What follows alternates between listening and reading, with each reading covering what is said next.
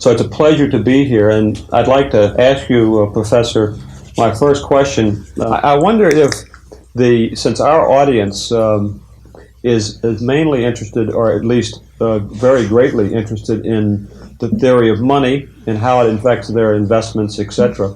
I wonder if we could talk for a minute about how money evolved without the help of governments, and in present times it seems very much the hindrance of money from government interference.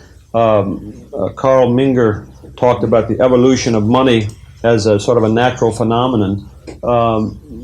How did money come about, and what's happened today to mess up things so much? See, the great trouble is the money wasn't allowed to develop further. After 200 or 300 years of coins, all governments put their hands and stopped any further developments. You were not allowed to experiment on it. Money hasn't been improved. Money has rather become worse in the course of time, because unlike, you refer to Menger, and it's quite true that Menger, and before him Hume and Mandeville, made law, language, money, the three paradigms of spontaneously grown institutions.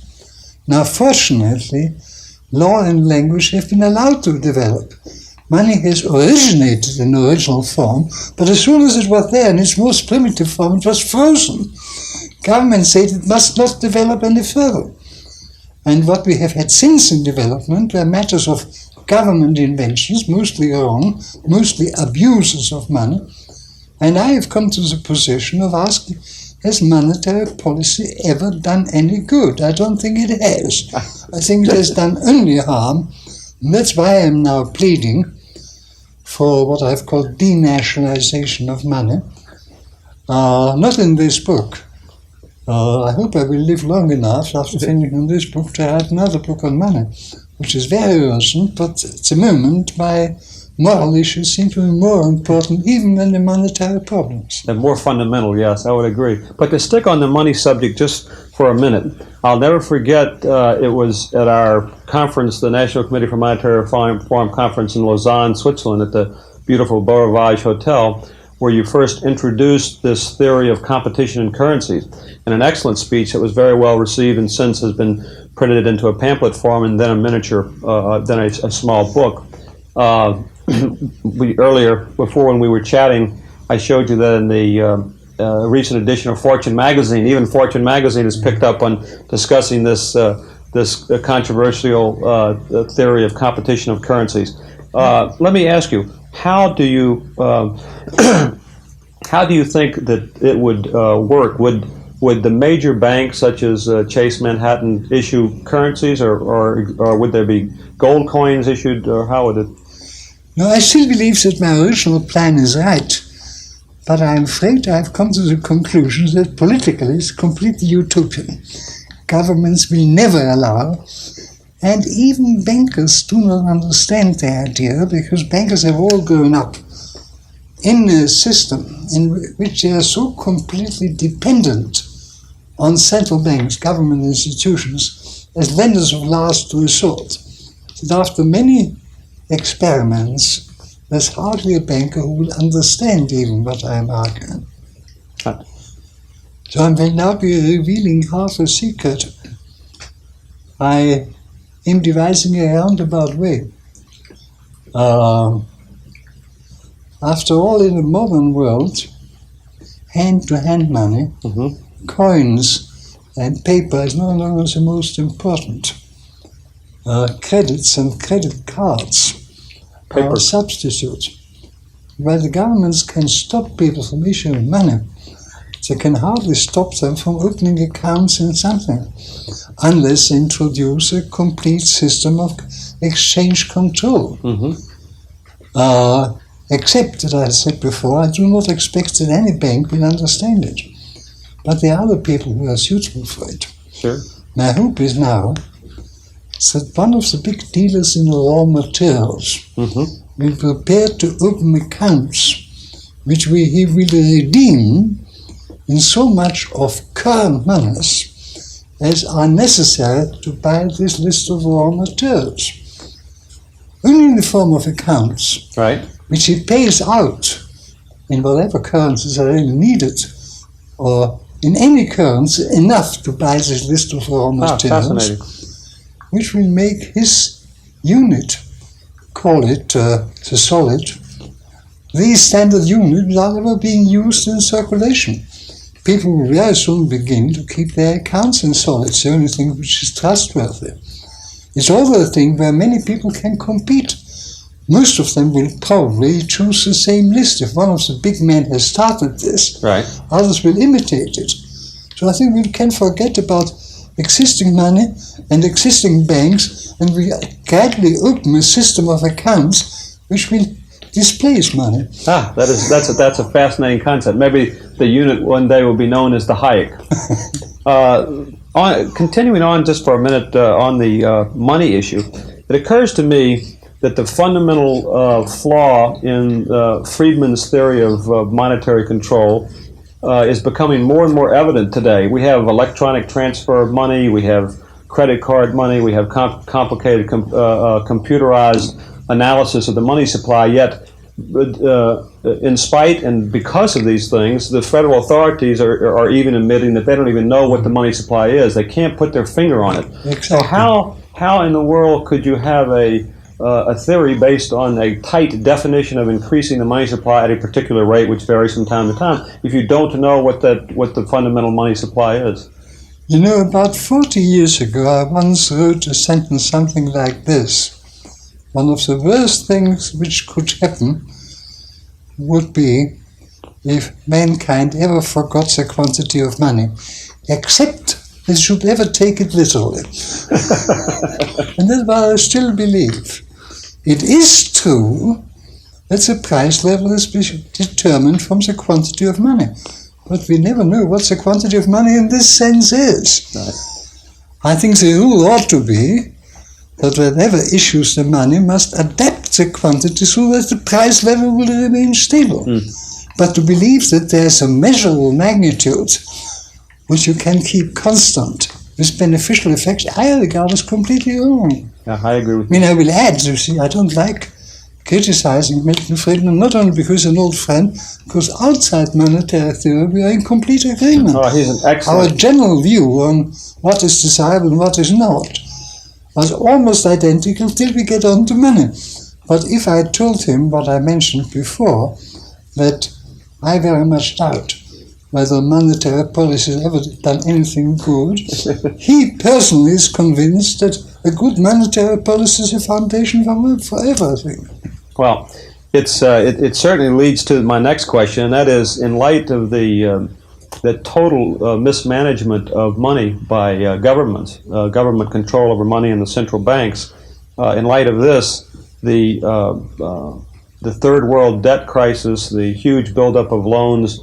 At last count, there was something on the order of $600 billion loaned to the third world countries. In light of this terrible situation, still being controlled, or at least the central banks claim to be controlling it, in light of all that, what do you think is the outcome for the third world debt crisis, as it's being called? What do you see as the outcome? I don't know.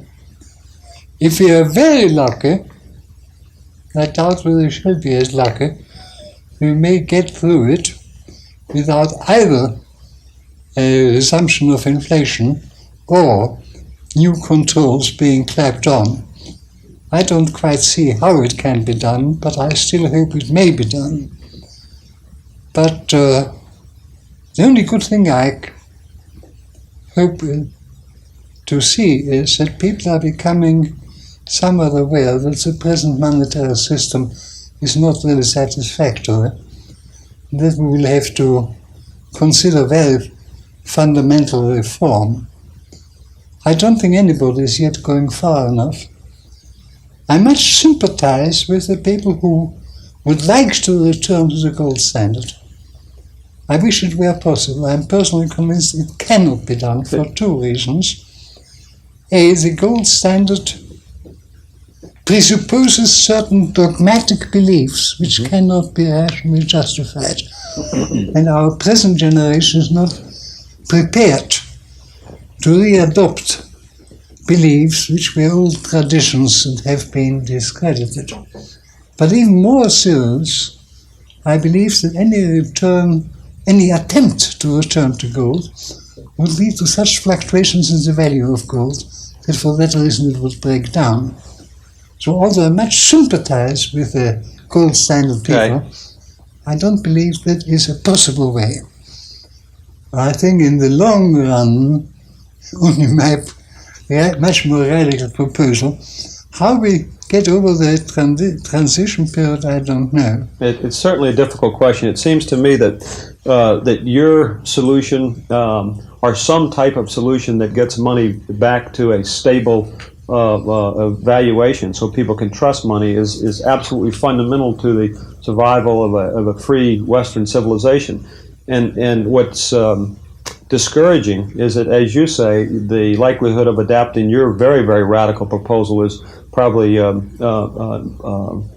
very, very slight, at least at this time. And then on the other side, the idea of returning to any sort of gold standard, I agree with you, doesn't seem to be politically feasible. And if we continue in the present situation with these massive budget deficits and continuation of inflation, it seems to me that the only outlook seems to be for a continuation of the status quo, ups and downs, but basically long-term currency depreciation. Which if I may interrupt you a moment, I hesitate to speak about it because it involves another frightfully important problem which I have been much interested, which I haven't studied. So the question of the supposed necessary help to the underdeveloped countries. Mm-hmm. Now I believe some such help ought to be brought, but I have argued 40 years ago that it ought to be taken not in the form of government-to-government help, but in the form of private investment. Governments only coming in the form of guaranteeing free repayment of capital and returns of such investments. That I argue, curiously enough, not with regard to the underdeveloped countries, but with regard to the post-war help of the United States to Europe. I think the same principle ought to apply to the underdeveloped countries. I don't think governments ought to give a penny to other governments. They can help private enterprise by guaranteeing against political risks, which essentially involves the problem of retransfer of returns and capital. There we could exercise a very considerable pressure, because it would stop giving such guarantee to any country who has failed beforehand. Right. And that seems to be the root of the problem, because it looks like most of these third world countries, even the larger countries with a sizable economic base and a huge amount of natural resources like Brazil, will really find it impossible to repay these debts, at least in the short term. Well, no, one more thing. Effective help can only be given if it's according to the sensibility of the political system. This Correct. Distinction governments cannot make, but private industry can. Agreed. But since we have this system, this system that isn't working well now, it looks like, if you examine the fundamentals, that the long-term outlooks tends to be for more and more currency depreciation. I know that Ludwig von Mises once said in a tricky little quote, he said, "Government is the only agency that can take a useful commodity like paper, slap some ink on it, and make it totally worthless." Yes, indeed. It seems like to me, examining the fundamentals, that that's probably the longer-term outlook. But that's my personal idea of how the scenario will develop. Nobody knows for sure, but in general, without getting into all the specifics, I know we don't really have time now, but do you see the future as being more and more inflation and currency depreciation, or do you think that we could have a massive depression because of the government's mismanagement of money? Many things have, in the last 2 years, moved very much better than I hoped. That, particularly in England, Mrs. Thatcher would be able to bring inflation down as low as she has done. And the same to some extent in America. is very encouraging. If they can bring down inflation to zero and stay there, I think the position of the leading countries can be saved. But I'm not sure that means the position of their banks can be saved. They are no longer mainly dependent on the economy of their own country. And, I have nightmares about the possible banking crisis, but I don't like to talk about it because I haven't studied current affairs sufficiently. Many of our attendees that come to our conferences and have been coming to our conferences for years tend to be ahead of their time, at least they have for the last 10 years, in the sense that they go contrary to current investment thinking. And they, years and years ago, were one of the first groups of investors to understand that in periods of long-term currency depreciation, gold is a good investment. And they owned a little gold as a hedge in the same way Europeans have for years. Today, all of our attendees are asking themselves the question, re-examining their case for gold. Do you really think, in light of the present trends, that you could say for the long-term holding, which would government paper money be a better long-term holding or gold? Certainly not. I mean, that's a wholly different issue, the investment issue, from what is desirable as money. I myself, I can't say I invest on a large scale in gold, but my ultimate reserves are gold coins of a certain number. I mean, everything should go wrong, that would be something. But that doesn't mean it's a good money, because this is a long-term situation. Right. Doesn't secure in the least that gold money would be stable in the short term. I think in the present situation it would be very unstable money. No. I particularly so because of the chance that the price of gold could go up dramatically in price, or that it could drop dramatically as it has in the last several months. Do you have you been reading about, and does the huge size of the U.S. budget deficits discourage you? You know, I just read in today's Herald Tribune that the U.S. budget. I read this every day. The U.S. budget deficit is going to be over $200 billion for fiscal '83, and there was an interesting. I don't know if you saw the little clipping on this, but President Reagan had a commission study the deficit problem, government debt problem, the Grace Commission it was called, and they came up with some pretty shocking predictions that the deficit could grow to $300, $400, $500 billion, and even toward the end of the century over $1 trillion.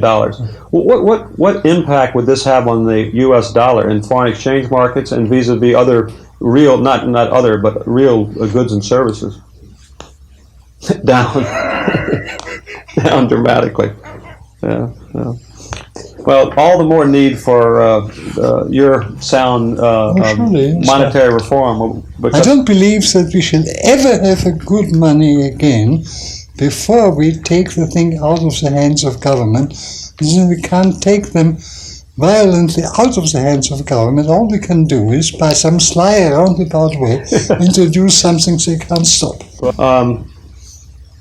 What do you think is the major problem or major threat to Western civilization on a very fundamental question? Is it? Do you fear or do you think the main problem or threat to Western free civilization is a third world war, a confrontation between the Soviet Union and the United States, or the economic and political area?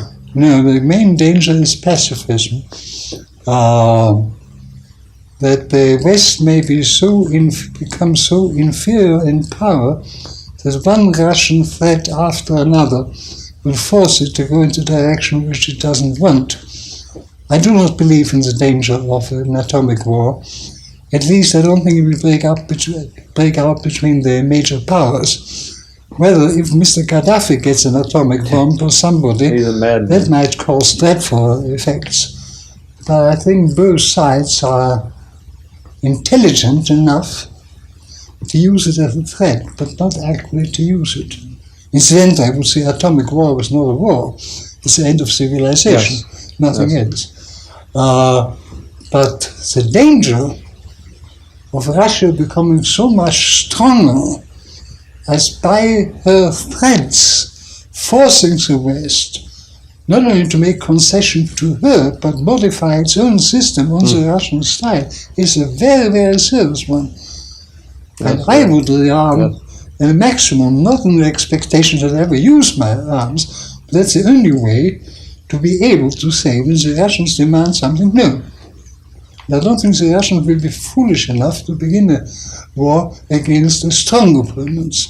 So you would favor the rearmament of the United States that Reagan has proposed, and the deployment of cruise missiles in Europe, that type of thing? Certainly, so far as I can judge the strategic importance, my impression is this is absolutely essential. And I'm greatly alarmed, particularly by the European pacifist movements. Yes.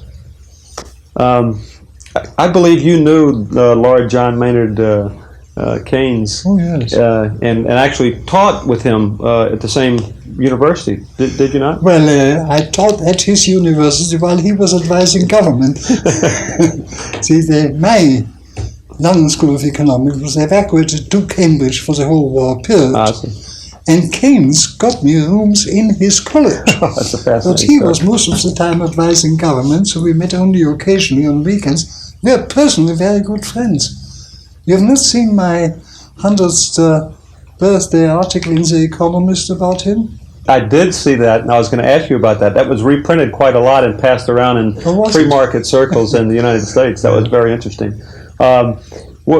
Do you think that many of his ideas were sound, but yet they were misused? Because in his later years, and I may be incorrect in this, I'm certainly not a scholar, but in later years I believe he wrote that about grave concern that some of his ideas that he had come up with were being misused by governments.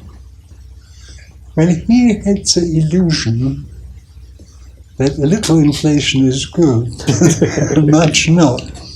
You know, he was one of the cleverest men I knew, but he was not really a very competent economist at all. He had strong intuitions, which sometimes were right, and strong conviction that he could get over any theory which he invented to justify his particular recommendations. He was in a way a great man, but I don't think he was a great economist. I think that maybe he was a great investor. I've heard that he was a very excellent investor from time to time. He had major losses, but I read in an article the other day that in recent papers that came out about him that in the 1930s he made 60 times his money in the stock market. Well, I have to qualify it slightly, and I can quote him literally. He confessed to me, when I speculated in currency, I went broke, and I turned to commodities, not stock market. Yeah. I made, I think, £500,000 then, That's fascinating. That was a tremendous and amount the of same money. amount for his college. Yeah, that was a tremendous amount of money. He must have made £2 million in the pre-war pound values. Oh, that. I also read in this article that he was a contrarian in the sense that he would look and see what was the